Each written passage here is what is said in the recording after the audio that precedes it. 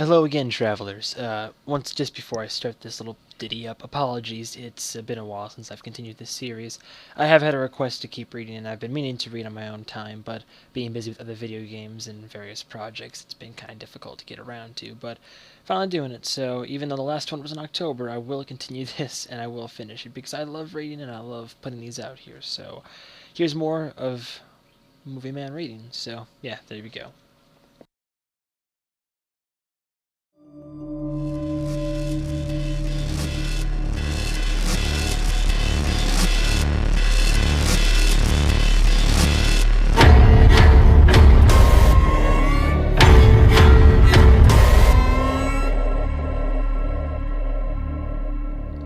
John dies at the end. Chapter 3. Grilling with Morgan Freeman. By the way, just a little heads up as well, if this is your first time seeing that this video series is up and you're curious on hearing the rest of it and you don't mind hearing my voice at all, head on over back to the prologue in chapters 1 through 2 to go ahead and catch up with what's going on. Otherwise, please enjoy. So yes, Chapter 3. Grilling with Morgan Freeman. I was alone in the interview room at the police station. The one-way mirror was to my left. In it I saw myself slumped in the chair, the disorganized black hair, the beard stubble that had crept onto my pale face like mildew on white porcelain. Man, you need to lose some weight. I had been in there for 30 minutes, or 2 hours, or half a day. If you think time stops in the waiting room at the dentist, you ain't never been in an interrogation room at a police station. This is what they do. They throw you in here to stew in the silence, all your guilt and doubts burning a hole in your gut so the truth can spill out onto the tile floor. I should have gotten John to a hospital. Hell, I should have called an ambulance as soon as I got off the phone with him this morning. Instead, I fucked around for 12 hours, and for all I know, that black shit from the syringe was eating through his brain that whole time. That ability to see the right choice, but not until several hours later have passed since making the wrong one? That's what makes a person dumbass, folks. Morgan Freeman stepped in and laid a manila folder before me. Thick paper, photos. A white cop followed him. Something about their manner pissed me off, like they were swooping in on prey. I wasn't the bad guy here. I wasn't the one selling that black shit. But now I get to listen to these douchebags tell me everything I should have done instead of what I did. There was no fucking time for that. I want to thank you for coming down, Mr. Wan, he said. I bet it's been quite a night for you. Been a long night for me, too, as a matter of fact. Okay. You know what helps? A warm glass of go fuck yourself. Where's John? He's fine. He's talking to another officer just a few rooms here. I actually couldn't name the actor the black guy reminded me of, so I stuck with Morgan Freeman. Though now that I looked at him, he bore almost no resemblance. This man was heavier, with round cheeks, a goatee, and a shaved head. I couldn't remember what he said his name was. His white partner had a crew cut with a mustache, almost a G. Gordon Liddy, a cookie-cutter cop from Central Casting. I couldn't help but think how much cooler he would look if he just shaved his head like his partner. Morgan should say something to him about that. John's talking, I asked. Really? Don't worry, man. Since you're both going to tell the unvarnished truth, you don't got to worry about your stories matching, do you? We're all friendly here. I ain't here to make you piss in a cup, or to lean on you about all that mess that happened last year in school with that Hitchcock kid. Hey, I had nothing to do with... No. Don't even bother. That's what I'm saying. I'm not here to accuse you of nothing at all. Just tell me what you did last night. I had a knee-jerk impulse to lie, but realized at the last second that I actually hadn't done anything illegal. Not as far as I knew. Sounding guilty anyway, I said, went to a party up by the lake. I came home just after midnight. I was asleep by 2. You sure about that? You sure you didn't go over to the One Ball Inn down on Grand Avenue for a nightcap? What's a nightcap? Your buddies were all there. Well, officer, I really only have the one friend. No, I had work this morning. As you know, I went straight home. I knew I should be talking about the Jamaican. Only my knee-jerk impulse to never volunteer anything to the cops was holding me back. That was stupid. Robert Marley should be sitting here, not me. He was the one handing out the black voodoo oil that seemed to have put a crack in the universe. That's got to be a felony, right? I thought about that shit, moving out of the syringe like a worm. Then I thought of the substance being inside John, and shivered. You feeling okay? I heard myself say, uh-huh. As I said it, a strange, jittery energy rose up inside me, radiating from the chest out. The syringe, in my pocket, biting my leg, the spot of blood, moving, inside John, inside me. All of a sudden everything was too bright, like somebody turned up the saturation on all the colors in the room. Everything came into high focus, a high-depth signal. I spotted a moth on the opposite wall and noticed a small tear in one of its wings. I heard a guy talking on his cell and realized he was on the sidewalk outside the building. The fuck? I looked the detective in the eye. I was startled to find I could see his next question coming before he even spoke it, word for word. Have you heard the name Nathan Curry? Guy your age, parents own a body shop here in town? My heart was hammering. I muttered, No. How about Shelby Winter? How about Shelby Winder? Heavy girl, senior at Eastern High? Ring a bell? No. Sorry. Clarity lit up my mind like a sunrise. Everything was obvious now. All the walls of the maze turned to glass. I immediately knew two things. This list of people had all been at the party last night, and they were all now dead or heading there. Now how do I know that? How do I know any of this? Magic? You know damn well why that black shit John took made blood contact with you. Now you're getting high, partner. He asked, What about Jennifer Lopez? Oh, yeah, I know her. Not the actress now, but... No, I know. I saw her last night. Is she okay? Arkham Gibbs. No, wait, yeah. Big guy, right? Black? I don't know him, but he was the only black guy in my high school. I trailed off, studied the detective's face. No, this was not another day at the office for this guy. He's seen things. The kind of things that sit in the brain like a tumor, poisoning everything around it. I saw all through him just like that. He's got 2 kids, 2 beautiful daughters. He's suddenly very, very worried about the world they'll grow up in. He's Catholic, wears a gold cross around his neck, but today he's taking it off, put it in his pocket. He keeps sticking his hand down there and rubbing it between his fingers. He thinks the end of the world is coming. It's not that I could read the cop's mind. I couldn't. I just read his face. We all can tell by the look in somebody's eyes that they don't think our joke is funny or that they don't like that they're eating or whatever. It was just like that. The information was there, presented in the subtle play of facial muscles from microsecond to microsecond. He read off more names. Justin White, Fred something, a couple others. I didn't recognize any of them and told him so. The last name on the list was Jim Sullivan. So King Cucumber was right to worry. I didn't tell Morgan I knew the name. In the years since I've wondered how many lives could have been saved if I had. You're not out of school even 3 years. You went to high school with most of these people. Eastern. But you only knew the one girl? I kind of kept to myself. And then you get shipped off to the other school. Look, I'm not saying anything else until you tell me whether Jennifer is dead or alive. That ain't confidential information, and I deserve to know. Don't bother, he doesn't know. We don't know. You see, that's the problem. That's why I got 6 hours of overtime already today. At least 9 people were at the one ball at closing time, 12 hours ago. 4 of them are missing. Your friend is here. He paused, probably for effect. The rest are dead. It's funny. Up until that point, despite all the evidence that had been provided to the contrary, it had never hit home how much trouble I was really in. I thought about John, again wondering if I had killed him by not rushing him to the ER. I turned and looked at myself in the one-way mirror. The image was distorted, the other cop out of range at the back of the room. What was left was just me and Morgan, the clean-cut protector of the people, standing tall over the slumped, unshaven kid in a battered video store t-shirt that looked suspiciously like it had been wadded up on a car floorboard for 2 days. Good guy and bad guy. Trash man and trash. What about Justin Feingold and the guys John was with? I asked. Killian, they're fine. I've already talked to them, the whole band. They went home before the party moved on. Which brings us to my next question. Your friend is the only known survivor of the one ball in, and, now, don't take offense at this, but he ain't looking too healthy right about now. Did he say anything this morning at work, maybe while you guys were putting away the last night's porno returns? The white cop across the room stepped forward, put his hands on his hips, waiting for an answer. Morgan left his gaze on me, calmly waited for me to fill the tense silence. Old interrogation trick. John called me last night, talking crazy, clearly out of his mind. Paranoia, hallucinations, the whole bit. This would have been around 5 a.m. I came over. He was acting, well, crazy, seeing things. But otherwise okay. Conscious, you know, not like puking or convulsing or anything. I calmed him down. We went and got some food. That was that. We went to work. What did he say? Exactly. Monsters in the apartment. Said he couldn't remember how he got where he was. So on. Did he say what he was on? No. You know we can find out anyway, right? We're not interested in booking a bunch of your raver friends for popping pills. To somebody like me, the dead bodies are what matters, and if somebody's selling poison right now, as we talk... No, I tell you if I knew. You're a cop. You know I'm telling you the truth. So, what? That's how everybody died?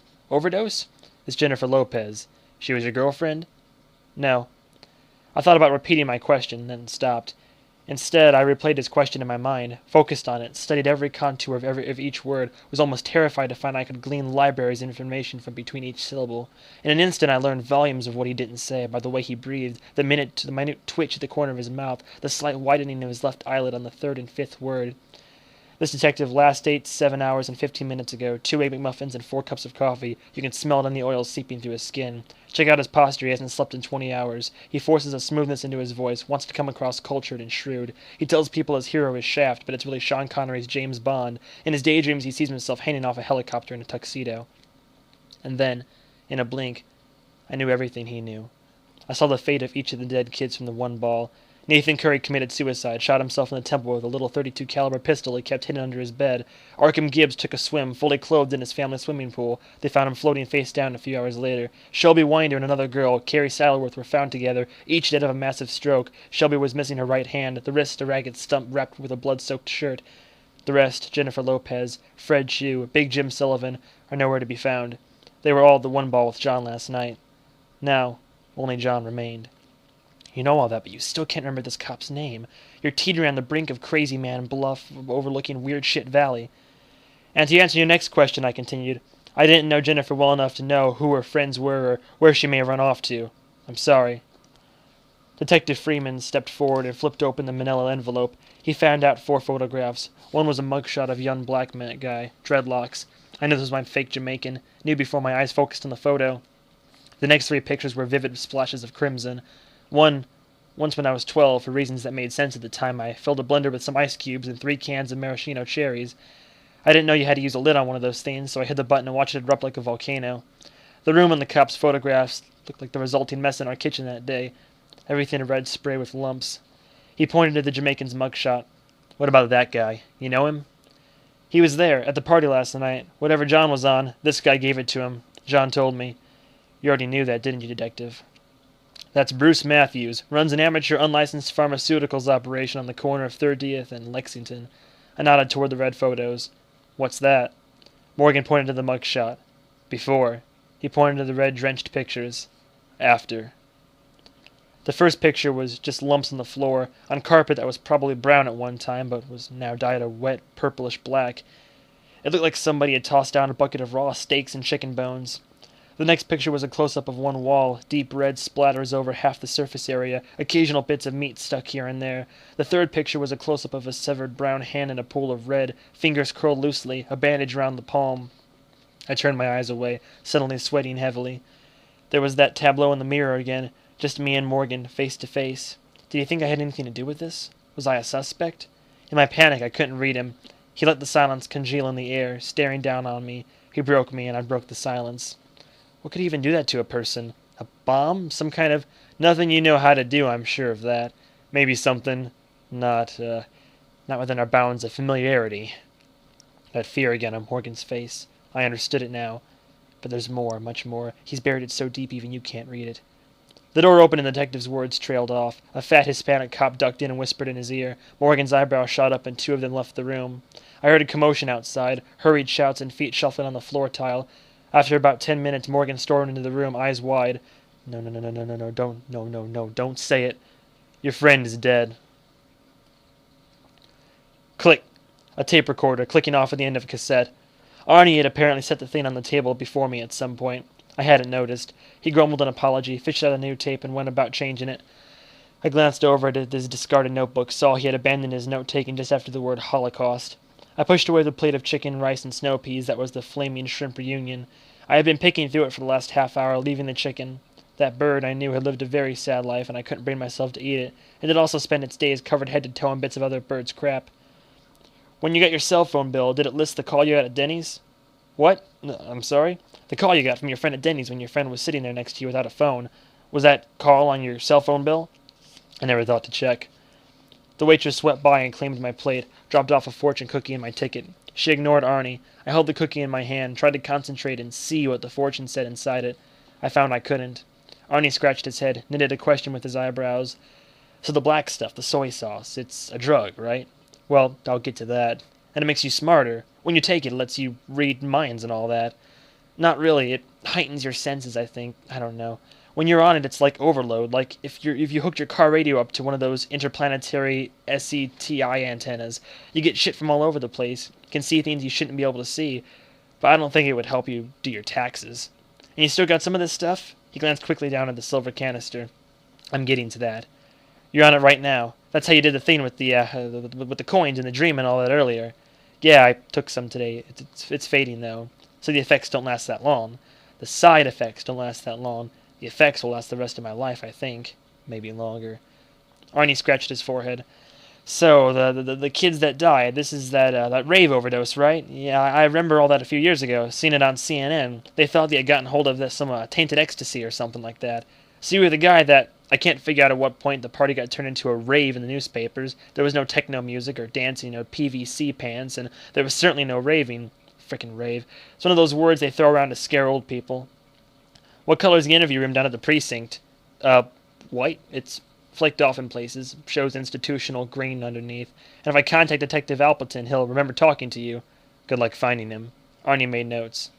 So, I asked, what do you think? I think you've probably got a book here, he said. Flesh it out a little. A book?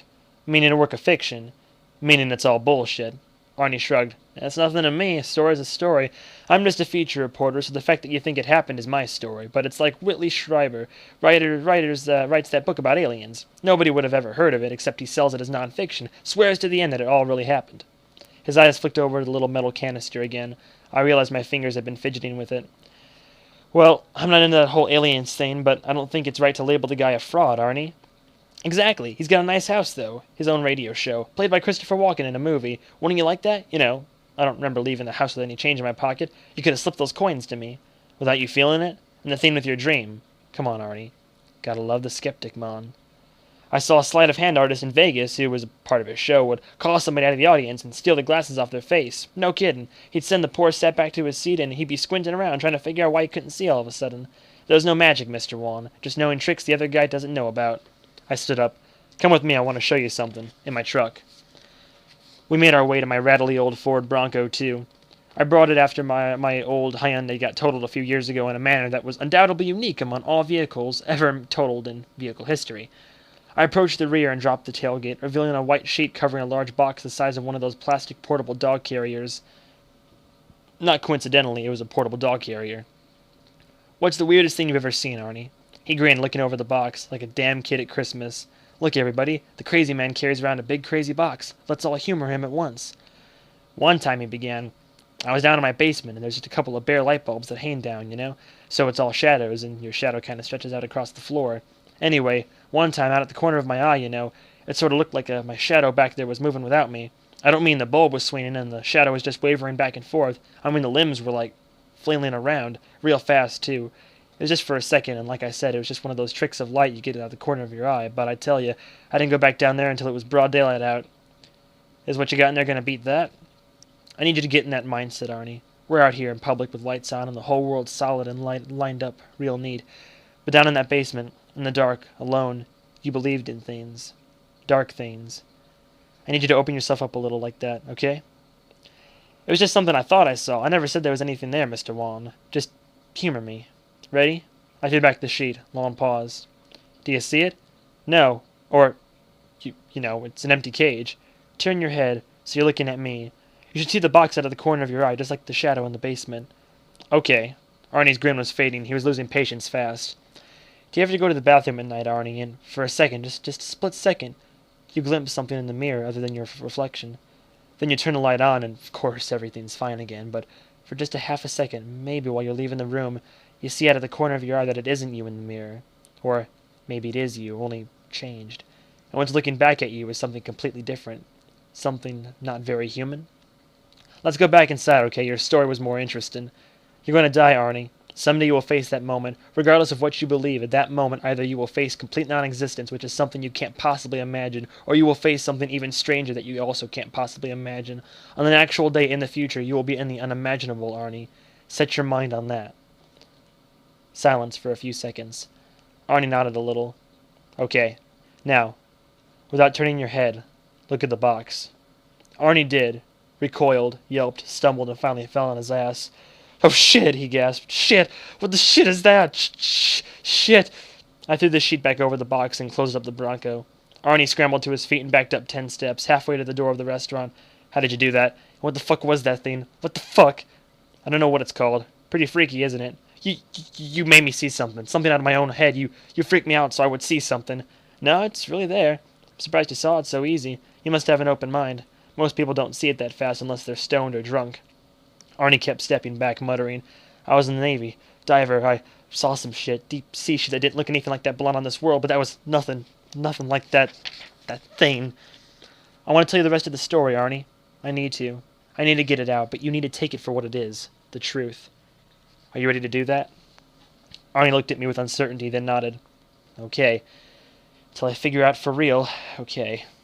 That'll have to do. After a moment, we walked back toward the restaurant. As we passed through the swinging doors, still painted with the slogan, Hola, amigos, I picked up on my story. Anyway, so the cop comes in and tells me John is dead. I was out of my chair before I knew it, halfway to the door. What? How? The cop stopped me, cold with a stiff arm to the chest. Now calm down, Morgan said, not looking at all calm himself. He went into a convulsion or something and his pulse stopped, but... Now listen to me here. We got ambulances. They'll be here in 30 seconds. We got Vinny doing CPR on him. Vinny's a lifeguard in his off hours. That boy's in the hands of people who know what they're doing. That don't include you, so you got no business farting around out there getting all hysterical and whatnot. I knocked his hand away from my chest. The white cop dropped his arms and came towards us, though looking a little less shocked than what I would have expected, having had somebody just drop dead in their police station. Apparently, he wouldn't have to fill out the paperwork. Morgan's lips peeled back slightly to reveal gritted teeth. He started to say something and stopped himself. Oh, shit. This guy's on the jagged edge. Here's what you're gonna do, son, he breathed. You're gonna wait here. I'll be back in 5 minutes, and you are gonna start telling me the truth. I'm gonna get to the bottom of this, and if you obstruct me, you'll live the rest of your days wishing you had not. He stepped back, made sure I wasn't going to rush the door, then turned out of the room. What chilled me wasn't the cop's threats. It was the single, dark thought I could read pulsing through his head. The dead are getting off lucky in this deal. That didn't seem like a normal cop thought to me. I stood there, lost, listening to the confusion of shouts and controlled panic outside. I heard sirens out front. Ambulance. My cell phone chirped. On any other day, I would have shut the thing off, but that seemed unwise somehow. I looked down towards Officer Liddy, now standing placidly in the middle of the room, and I gestured toward my pocket as if to ask if he minded. He said nothing. I answered my phone. Yeah? Dave, this is John. What? Are you... alive? In an ambulance or something? Yes and no. Are you still at the police station? Yeah, we're both... Have I died yet? A long pause from my end. Yeah, according to the cops. I glanced at the white cop, who showed no interest in my conversation. Then there's no time to explain all this. Get out of there. But I'll be a fugitive, I whispered, turning away from the cop. They know where I... Listen, get up, walk to the door, leave the room, leave the building, whatever you do. See that big white cop standing there in the room with you? Don't look at him in the mirror. Huh? I glanced back over my shoulder at the cop. Something was... off. Just go. Now. I tried to get a read on the cop and realized that's what was off. Even with the soy sauce, I was getting zero information from the G. Gordon Liddy-looking detective. I turned my head a few degrees to the right. Don't look at the mirror. Don't look at the mirror. To the reflective surface of the two-way mirror directly opposite the cop. It was just you and Morgan in the mirror, Dave. Even after the white cop stepped forward. In the mirror, it was just me, standing there talking on my cell. Alone. I spun toward the cop. I don't get it. He's not real, Dave. Not in the traditional sense. He's coming toward me. Go, Dave. You gotta start seeing things like this from time to time. It's important that you do not freak out. The cop was one step away from me now. His mustache twitched, as if he was starting to grin underneath it. So he, can't hurt me.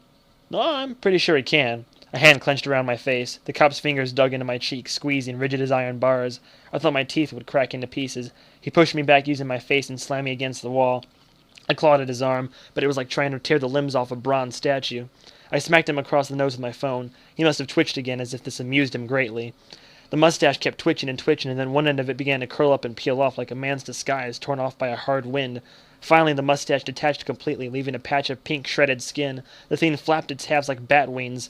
No, it really did, and flew over and landed on my face. The cop's mustache bit me above the right eyebrow. I slapped at the thing with my left hand, then worked my leg up, and with all my strength shoved a knee into the detective's guts just below the ribs. A jolt of pain shot up my thigh, like I had kneed over a pile of cinder blocks, but I felt him give, pushed back by the force. The mustache bat flitted all over to my ear and clamped down.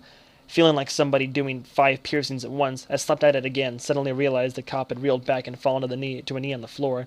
I should have been free of him, but the hand was still around my face. Oh, look at that, his arm came off. The man had a 6-inch bloody hole in one shoulder now. The detached arm on its own whipped around my neck and coiled like a python.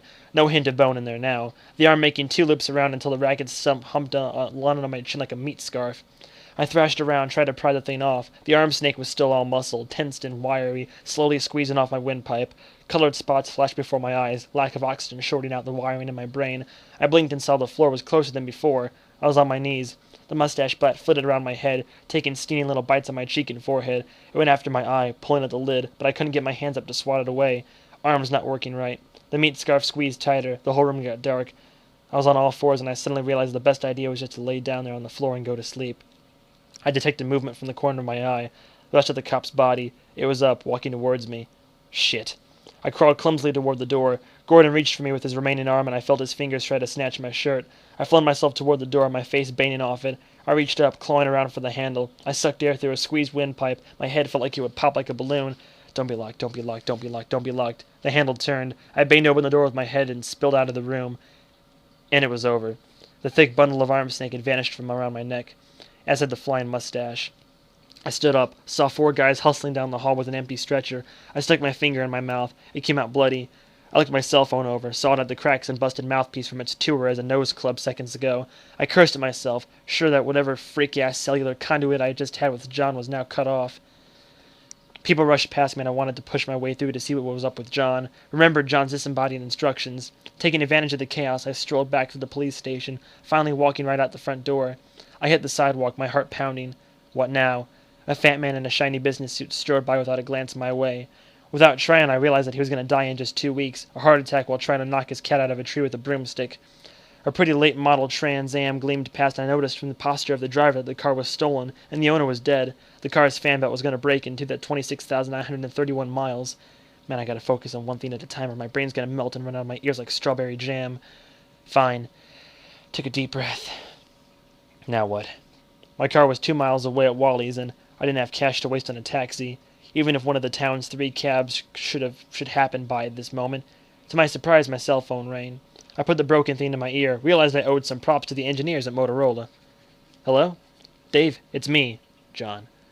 Where are you right now, Dave? I'm on the sidewalk outside the cop shop, walking. Where are you? Heaven?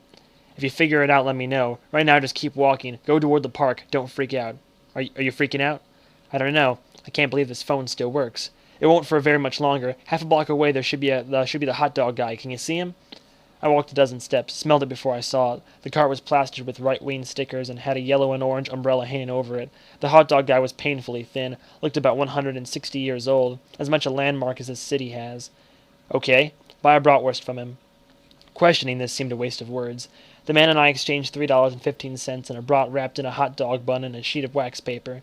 For a moment I hesitated, then drew 2 fat, neat lines of mustard along its length. It seemed like the right thing to do.